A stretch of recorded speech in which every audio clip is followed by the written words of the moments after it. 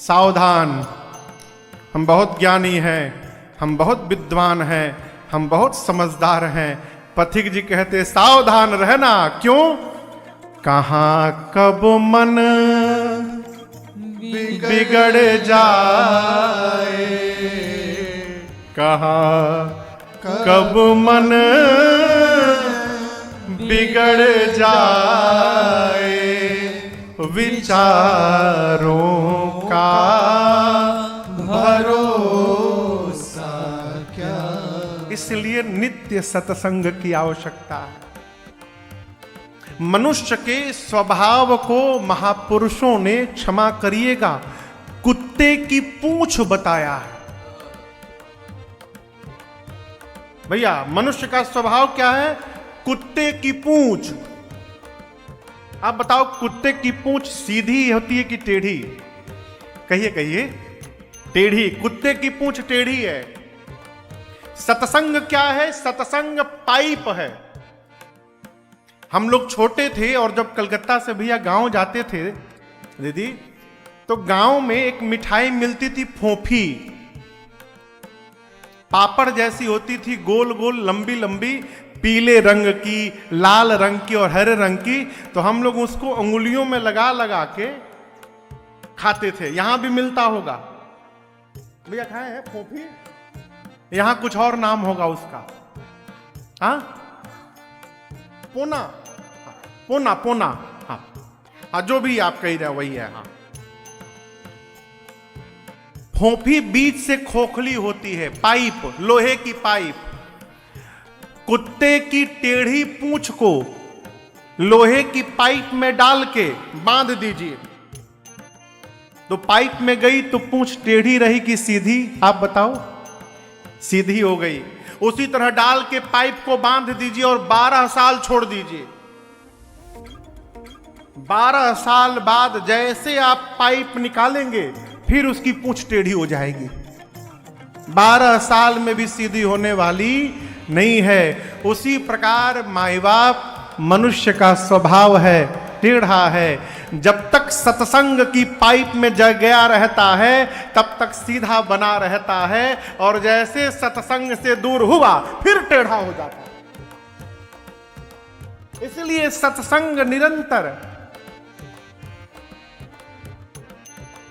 पथिक जी की रचना है, अरे सदा जो सुसंगति में आते रहेंगे, आएंगे नहीं, आते रहेंगे, वो जीवन को अपने सजाते रहेंगे। क्यों कह रहा हूं? गरुण जी महाराज, भगवान के अत्यंत निकट रहने वाले गरुण जी महाराज, एक दिन उनको भी मोह हो गया और संशय हो गया। आप दर्शन करो, हमारी आपकी क्या गिनती है वो। भगवान युद्ध में नाग पास में बधे। गरुड़ जी को नारद जी ने कहा कि जाइए, भगवान नाग पास में बधे हैं रण क्षेत्र में, उनको उस नाग पास के बंधन से गरुण जी आप मुक्त करिए। क्यों? गरुण सांप को खा लेते हैं। तो कहा नारद जी ने आप जाइए मुक्त करिए भगवान को। नारद जी आए, भगवान को नाग पास से मुक्त किए, खोल कर गए, स्वयं बध गए। किसमें बध गए? मोह में बध गए, भ्रम में बध गए। सोचने लगे, जिस भगवान के नाम का स्मरण करके जीव अपार भव सागर को पार कर जाता है, जिस भगवान के नाम का स्मरण करके जीव भव बंधन से मुक्त हो जाता है, उसी भगवान को ये राक्षस बांध दिए। भव बंधन ते छूटई, नर जपी जाकर नाम, खरब निशाचर बांधई, नाग पास सोई राम। ये वही राम जी हैं, ये असली राम जी नहीं है, दूसरे हैं। बध गए मोह में गरुण जी महाराज। और यहां एक निवेदन करूंगा, जब भगवान की कोई लीला अपने समझ में ना आवे ना, तो ये मान लेना चाहिए कि अभी हम समझने लायक नहीं हुए हैं। जीव क्या करता है, उल्टा भगवान पे ही क्वेश्चन लगा देता है, नहीं भगवान ने बहुत गलत किया। भगवान हमारे आपकी बस की बात नहीं है, वो भगवान को समझ लेना। अरे समझ में न आती है लीला हरि की, वो क्या कर रहे हैं और कब क्या करेंगे। क्या कर रहे हैं, कब क्या करेंगे, ये हमारे आपके सोच से बहुत दूर है। इसलिए परिस्थिति को स्वीकार करने का स्वभाव बनाइए।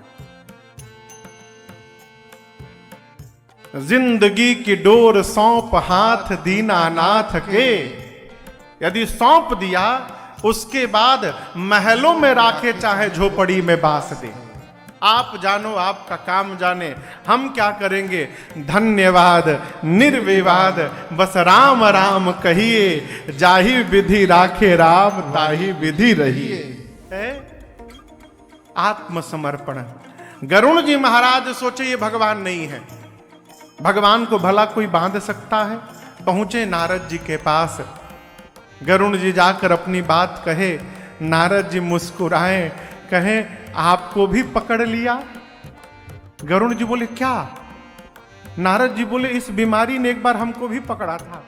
ओहो, आपको भी बीमारी ने पकड़ लिया। एक काम करिए, आपको मेरे पिताजी के पास जाना पड़ेगा, ब्रह्मा जी के पास, उनके पास जाइए।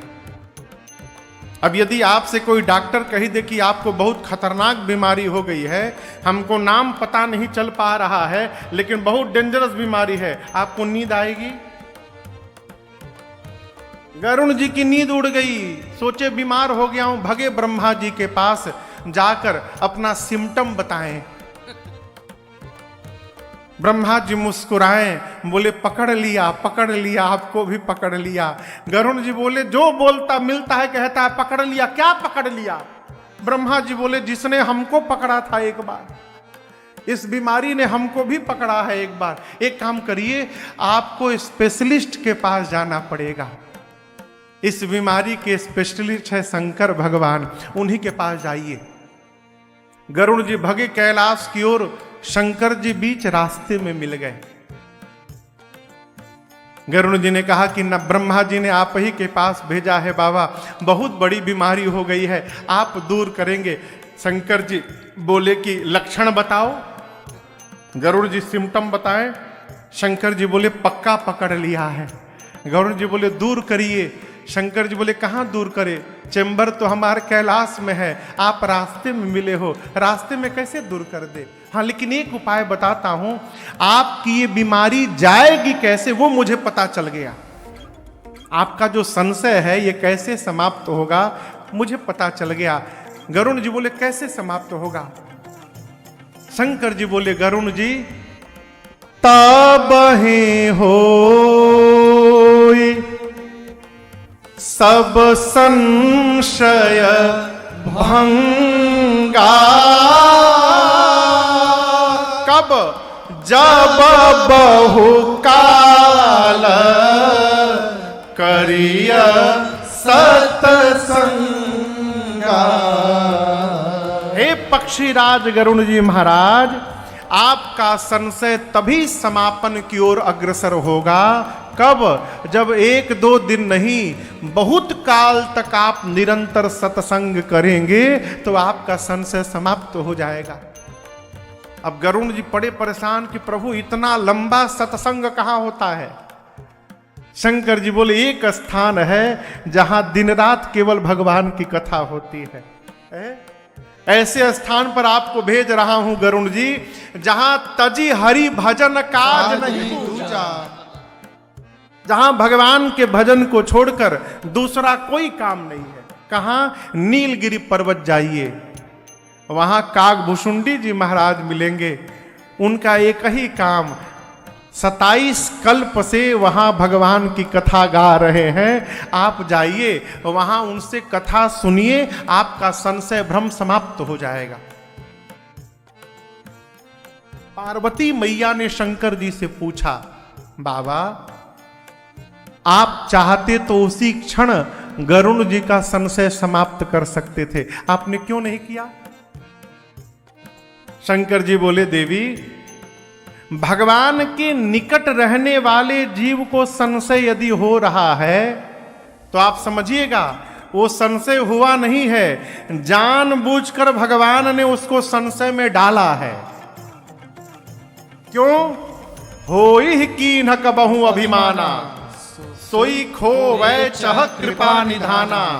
अवश्य गरुण जी महाराज कभी न कभी जीवन में अभिमान किए होंगे और आज भगवान इनको संशय भ्रम में डालकर उस अभिमान को समाप्त करना चाहते हैं, इसलिए मैं बीच में विघ्न नहीं बनना चाहता था, मैंने उनका संशय दूर नहीं किया। पहला कारण। दूसरा कारण, गरुण जी महाराज पक्षी हैं और जिनके पास कथा सुनने के लिए मैंने भेजा है वो कागभुषुंडी जी भी पक्षी हैं। एक पक्षी को पक्षी की भाषा ठीक से समझ में आएगी, इसलिए मैंने नहीं सुनाया, उनको कागभुषुंडी जी के पास भेज दिया। कागभुषुंडी जी के आश्रम की ओर बढ़े गरुण जी महाराज और आप दर्शन करिए। अभी कागभुषुंडी जी का दर्शन नहीं हुआ, उनके आश्रम का केवल दर्शन हुआ। कल्पना करिए ये पांडाल आश्रम है,